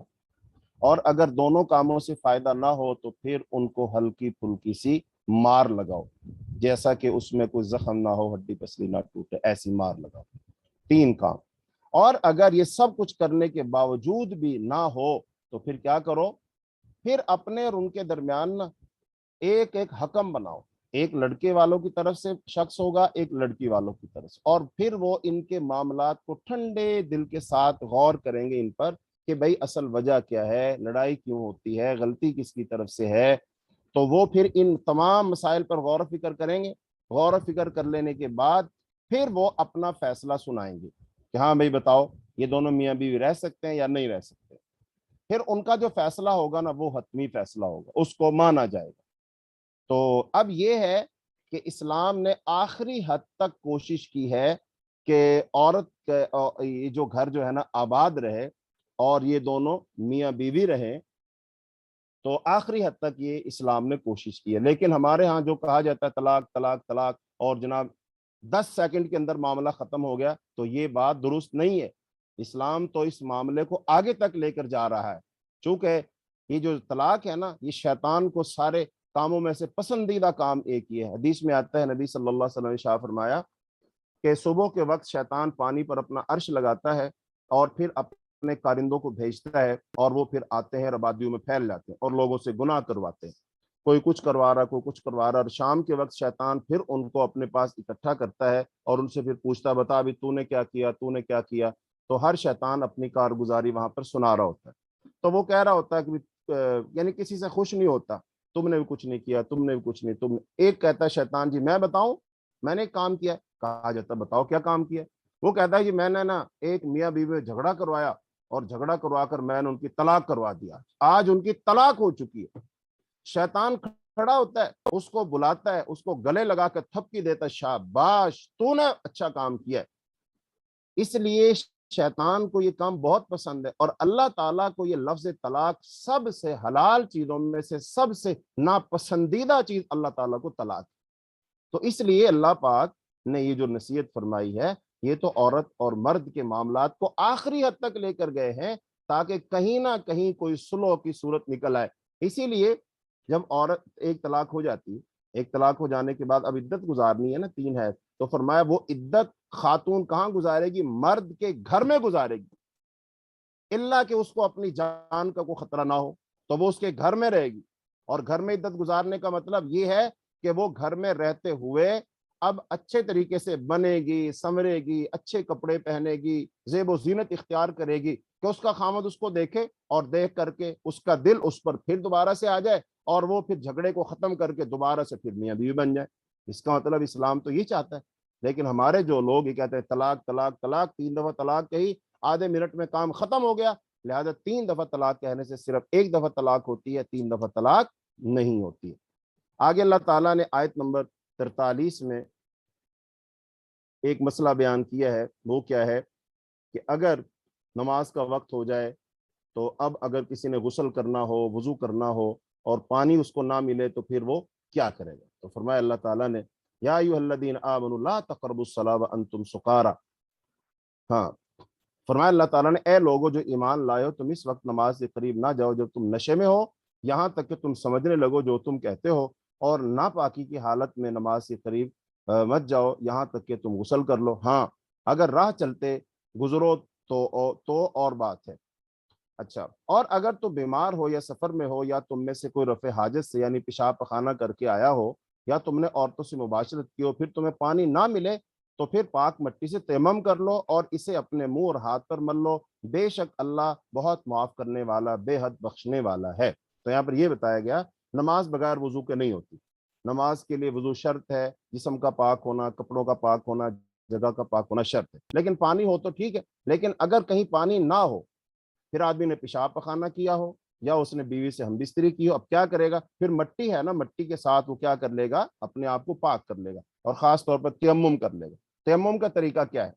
اب تیمم کا طریقہ یہ نہیں ہے کہ ہم جو ہے جہاں جہاں پانی لگتا ہے وہاں وہاں مٹی لگائیں سارے، نہیں ایسا نہیں۔ تیمم کا طریقہ حدیث میں آتا ہے، تیمم ایک دفعہ ضرب لگانا ہے، ایسے مٹی پر آپ نے ہاتھ ایسے لگائے اور لگا کر اس کو ایسے جھاڑا اور اس میں ہلکی سی پھونک ماری ایسے، پھر اس کو اپنے چہرے پر پھیر لیا اور اس کے بعد اپنے ہاتھ پر، یہ دائیں ہاتھ پر، یہ بائیں ہاتھ، اور یہ تیمم ہو گیا۔ اب اس کے بعد وہ شخص نماز پڑھ لے، وہ شخص بالکل پاک ہو گیا جیسے غسل کرنے سے پاک ہوتا ہے۔ دوبارہ تیمم کا طریقہ بتا رہا ہوں، بعض لوگ تو ایسے کرتے ہیں پہلے مٹی لگائیں گے، پھر چہرے پر، پھر اس کے بعد ایسے ایسے ہاتھ پھیریں گے، پھر ایسے، پھر پاؤں کو پھیریں گے، نہیں ایسا نہیں۔ حدیث میں کیا ہے؟ صحیح حدیث میں تیمم کا طریقہ کیا ہے؟ ایسے مٹی پر ہاتھ مارو، اس کو ایسے کرو اور چہرے پر پھیر لو اور پھر ہاتھوں پر پھیر لو بس، یا پھر ایسے ہاتھ مارو، پہلے یہ ہلکی سی پھونک مار کے ہاتھوں پر پھیر لو یا پھر اپنے چہرے پر پھیر لو، یعنی کہ پہلے چہرے پر پھیر لو بعد میں ہاتھوں پر پھیر لو، یا پہلے ہاتھوں پر پھیر لو بعد میں چہرے پر پھیر لو، اور یہ تیمم ہو گیا۔ یہ صحیح حدیث میں آتا ہے، اور اس کے بعد انسان بالکل پاک صاف ہو جاتا ہے۔ ہاں، اب جسم پر اگر کوئی غلاظت لگی ہے، گندگی لگی ہے، دو ہی صورتیں ہو سکتی ہیں، یا تو وہ خشک ہو گئی یا پھر وہ خشک نہیں ہے، تو اس کو آپ مٹی کے ڈھیلے سے صاف کر لیں گے۔ کپڑے پر بھی لگی ہوئی ہے تو کپڑے کو بھی ایسے مٹی سے صاف کر لیں گے، تو پھر انسان کو وہ پاکی حاصل ہو جائے گی۔ جہاں تک یہ شراب کی بات کا تعلق ہے تو یہ ابتدائی اسلام میں شراب چونکہ حلال تھی نا، جیسے کہ پیچھے تفسیر میں گزر چکا ہے، اور بعد میں پھر اللہ پاک نے شراب کو کیا کر دیا تھا؟ حرام کر دیا تھا، تو بعد میں شراب حرام ہو گئی تھی۔ تو اس کے بعد اللہ تعالیٰ نے سورہ نساء کے اندر جو مسائل اس صورت میں بیان کیے ہیں ان کو ہم ذرا مختصراً آپ کے سامنے خلاصتاً بیان کر دیتے ہیں، چونکہ پہلے ہی ہمارا سبق کافی پیچھے رہ گیا ہے تو ہم چاہتے ہیں کہ اس کو ساتھ ملا لیں۔ تو آیت نمبر 44 سے آیت نمبر جو 97 ہے، 57 جو ہے 57، اس میں کیا ہے؟ ایک تو اہل کتاب کی گمراہیاں بیان کی گئی ہیں کہ وہ گمراہی خریدتے ہیں اور کلام کو اپنے موقع محل سے پھیر دیتے ہیں، یعنی کہ وہ جو کلام ہوتا ہے یعنی کہ ان کی کتابیں تھیں اس میں وہ تبدیلیاں کر دیتے ہیں۔ اور پھر دوسرا اس کے اندر اہل کتاب کو دعوت دی گئی کہ یا ایھا الذین آمنوا اوتوا الکتاب آمنوا بما نزلنا مصدقا لما معکم، اہل کتاب کو صاف صاف بتایا گیا کہ شرک ناقابل قبول، معافی جرم ہے، باقی گناہ معاف ہو سکتے ہیں لیکن شرک معاف نہیں ہو سکتا۔ اور اہل کتاب کی اوہام پرستی پر تنقید کی گئی ہے، اور وہ جادو اور طاغوت پر ایمان رکھتے تھے، اس سے ان کو منع کیا گیا۔ ان کے تعصب پر گرفت کی گئی ہے کہ مسلمانوں کے مقابلہ میں مشرکین کو زیادہ ہدایت یافتہ سمجھتے ہیں، ان پر اللہ کی لعنت ہے، یہ بخیل ہے، اور رسول اللہ صلی اللہ علیہ وسلم پر ایمان نہ لانے والے اہل کتاب کے لیے دوزخ ہے، جس میں ان کی کھالیں بدلی جاتی رہیں گی اور مسلسل ان کو جلا جلا کر اذیت دی جائے گی۔ اہل کتاب میں سے اسلام قبول کرنے والوں کے لیے جنت اور اس کی نعمتیں ہوں گی۔ اور اس کے بعد آیت نمبر 58 اور 59 کے اندر اس کے اندر یہ بات بتائی گئی ہے کہ اسلامی ریاست کے اندر رعایا اور حکومت کے حقوق و فرائض پر روشنی ڈالی گئی ہے کہ رعایا کے حقوق کیا ہیں اور حکومت کے حقوق کیا ہیں۔ ظاہری بات ہے رعایا جو حکومت کے حقوق ادا کرے گی اور حکومت جو ہے رعایا کے حقوق ادا کرے گی۔ اور فرمایا فَإِن تَنَازَعْتُمْ فِي شَيْءٍ فَرُدُّوهُ إِلَى اللَّهِ وَالرَّسُولِ، اگر کسی بھی بات میں جھگڑا ہو جائے تو اس مسئلے کو کس کی طرف لوٹا دو گے؟ اللہ اور اس کے رسول کی طرف۔ اس کا مطلب مسئلہ کوئی ہے، وہ دینی مسئلہ ہے، معاشی مسئلہ ہے، اقتصادی مسئلہ ہے، نماز کا، حج کا، زکوٰۃ کا، کوئی بھی مسئلہ ہے زندگی میں جو پیش آتا ہے، اس کے بارے میں آراء اگر مختلف ہو گئی ہیں، ایک کہتا ہے یہ کام ایسے کرو، ایک کہتا ہے یہ کام ایسے کرو، تو ہم کیا کریں گے؟ ہم قرآن سے رہنمائی لیں گے اور حدیث سے رہنمائی لیں گے۔ جو قرآن میں آ جائے گا وہ صحیح ہے، جو حدیث میں آ جائے گا وہ صحیح ہے، وہ میری بات ہو، آپ کی بات ہو، کسی کی بات ہو، اور جو قرآن حدیث میں نہیں ہے اس کو ہم رد کر دیں گے۔ یہ اللہ پاک نے نصیحت فرمائی ہے۔ اس کے بعد آیت نمبر 60 سے لے کر آیت نمبر 104 تک اس میں منافقین کا تذکرہ ہے اور جہاد کا تذکرہ ہے۔ مثلا منافقین پر فرد جرم عائد کی گئی ہے کہ وہ اختلافی مسائل کے حل کے لیے قرآن کو چھوڑ کر طاغوت سے فیصلے کراتے ہیں، اور یہ اللہ تعالیٰ کے احکام میں شرک ہے، اللہ تعالیٰ کے احکام میں یہ شرک ہے۔ تو قرآن و سنت سے گریز کا یہ رویہ اختیار کرتے ہیں اور یہ جھوٹی قسمیں کھاتے ہیں، یعنی کہ وہ کہتے ہیں کہ ہم جی وہاں سے فیصلہ کروائیں گے، وہاں سے فیصلہ۔ ارے بھائی جب قرآن موجود ہے، حدیث موجود ہے، پھر تم دائیں بائیں کیوں بھاگتے ہو؟ وہاں سے فیصلے کیوں کروائیں گے؟ کیا قرآن پر اعتبار نہیں ہے؟ کیا رسول اللہ صلی اللہ علیہ وسلم پر اعتبار نہیں ہے؟ آج ہمارے ہاں بھی ایسا ہی ہے۔ اللہ تعالیٰ ہمیں معاف فرمائے کہ ہم نے اپنی عدالتوں میں غیروں کے قانون نافذ کیے ہوئے ہیں اور اس کے مطابق ہماری عدالتیں فیصلے کر رہی ہیں، جبکہ قرآن اور حدیث کے ہوتے ہوئے کسی اور چیز کی طرف ایک مسلمان کو رجوع نہیں کرنا چاہیے۔ پھر منافقین پر یہ واضح کیا گیا کہ ہر رسول کو مطاع بنا کر بھیجا گیا، یعنی اس کی اطاعت کی جائے گی، اور رسول اللہ صلی اللہ علیہ وسلم کی اطاعت ان پر واجب ہے۔ آپ نے فرمایا اللہ تعالیٰ فرمایا وما ارسلنا من رسول الا لیطاع باذن اللہ، کہ اللہ تعالیٰ جتنے رسول بھیجے ہیں اس لیے بھیجے تاکہ ان کے اللہ کے حکم سے اطاعت کی جائے۔ منافقین کو صاف صاف بتایا گیا کہ ان کا ایمان اس وقت تک معتبر نہیں ہوگا جب تک وہ دل کی گہرائیوں سے رسول اللہ صلی اللہ علیہ وسلم کے فیصلوں کو نہ مان لیں۔ فرمایا لا یؤمنون حتی یحکموک فیما شجر بینہم، کہ جب تک، فرمایا اللہ تعالیٰ فلا وربک لا یؤمنون، تیرے رب کی قسم ہے کوئی شخص اس وقت تک مومن نہیں ہو سکتا جب تک وہ اپنے جھگڑوں میں آپ کو فیصل نہ مان لے، یعنی جو اللہ کے رسول فیصلہ کر دے اس کو تسلیم کرنا پڑے گا، یہ ایمان کا تقاضا ہے۔ اور اگر کوئی مسلمان بھی ہو اور اللہ کے رسول کے حکموں پر عمل نہ کرے، آپ کے فیصلوں کو نہ مانے، تو اس کا مطلب اس کو پھر اپنے ایمان کی فکر کرنی چاہیے نا۔ اب دیکھیں نا، فیصلے تو سارے ہی ہیں۔ مثال کے طور پر ہم نے شادی کیسے کرنی ہے، فیصلہ ہو چکا ہے ایسے کرنی ہے۔ مثال کے طور پر کوئی فوتگی ہو جاتی ہے، ہم نے غم کیسے منانا ہے، فیصلہ ہو چکا، اللہ کے رسول نے ہمیں منا کر دکھا دیا ہے۔ تہذیب ثقافت کون سی اپنانی ہے، اللہ کے رسول نے بتا دیا ہے۔ ہم نے معاشرت اور معیشت کیسے چلانی ہے، اللہ کے رسول نے فیصلہ کر دیا ہے۔ تو اس کا مطلب یہ سارے فیصلے شریعت کے ہوئے پڑے، لہذا ہمیں ان کو اپنانا ہے، وگرنہ ہمارا رویہ منافقین جیسا ہو جائے گا، اور منافق جو اللہ کو سب سے ناپسند ہوتا ہے، اسی لیے اللہ نے فرمایا منافق جو ہیں فی الدرک الاسفل من النار، جہنم کے اس گہرائی میں ہوں گے جہاں سب سے زیادہ عذاب ہوگا، وہاں وہ منافق ہوگا۔ منافق اللہ تعالیٰ کو بہت ہی ناپسند ہے۔ اور ایسے منافقین کے گفتار کی جو ہوتے ہیں صرف اور صرف یہ گفتار کے غازی ہوتے ہیں، کردار نہیں، صرف باتیں بہت بڑی بڑی کرتے ہیں، عمل میں زیرو ہوتے ہیں۔ جیسا کہ فرمایا یہ جو کہتے تھے اللہ تعالیٰ نے ہم پر جہاد فرض کیوں نہیں کیا، ہم تو جہاد کرتے، یہ کرتے وہ کرتے، لیکن جب فرض کر دیا گیا پھر راہ فرار اختیار کرتے ہیں۔ تو منافقین ہمیشہ موت سے ڈرتے رہتے ہیں، اور سمجھایا گیا منافقین کو کہ رسول اللہ صلی اللہ علیہ وسلم کی اطاعت دراصل اللہ تعالیٰ کی اطاعت ہے۔ من یطیع الرسول فقد اطاع اللہ، جس نے رسول کی اطاعت کی اس نے اللہ کی اطاعت کی۔ اس کا مطلب جو رسول کی اطاعت نہیں کرتا در حقیقت وہ اللہ کی اطاعت بھی نہیں کرتا۔ منافقین کو اہم معلومات امیر اور اہل علم تک پہنچانے کا حکم دیا گیا، اور ایسے منافقین کے طریقہ سلام پر تنقید کی گئی،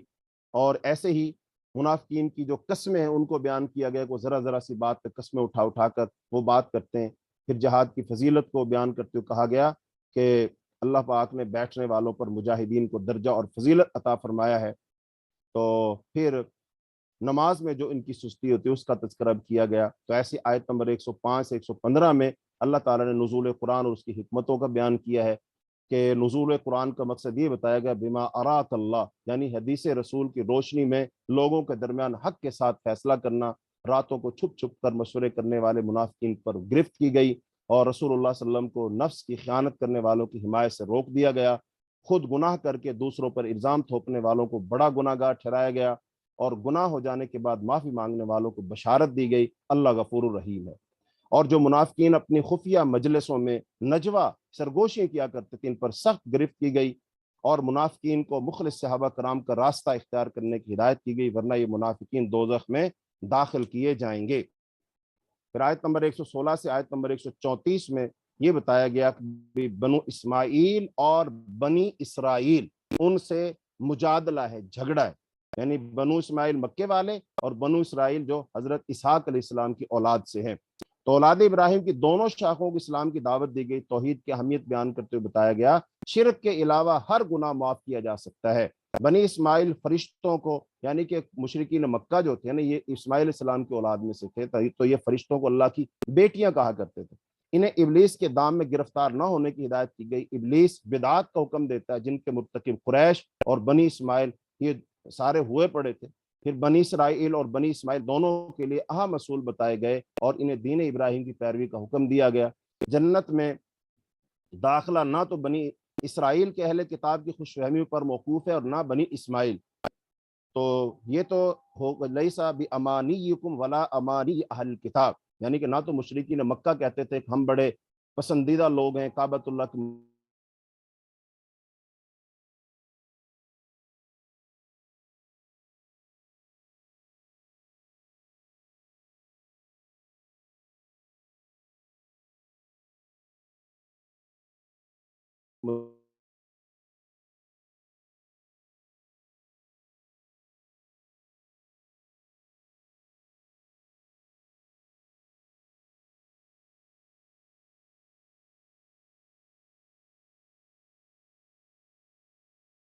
متولی میں جانا ہے تو